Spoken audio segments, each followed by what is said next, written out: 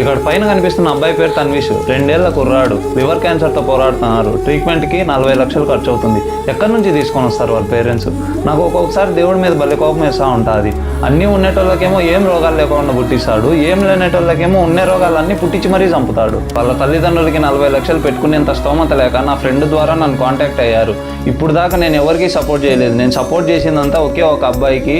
అది కూడా చాలామంది చూశారు, చాలామంది, కానీ దాంతో కొంచెం ఫ్రాడ్ జరిగిందని చాలామంది చెప్తున్నారు. అది ఎంతవరకు నిజమో అబద్ధమో మనకైతే ఆ విషయం తెలియదు. కానీ ఇప్పుడు నా దగ్గరకు వచ్చిన ఈ కేసు ప్రకారం అయితే అబ్బాయి నిజంగానే క్యాన్సర్తో పోరాడుతున్నాడు. 2 ఇయర్స్ అబ్బాయి, ఇంకా 2 నెలల్లో ఆపరేషన్ చేయకపోతే అబ్బాయి చనిపోతాడు. కరెక్ట్గా ట్రీట్మెంట్కి 40 లక్షలు ఖర్చు అవుతుంది.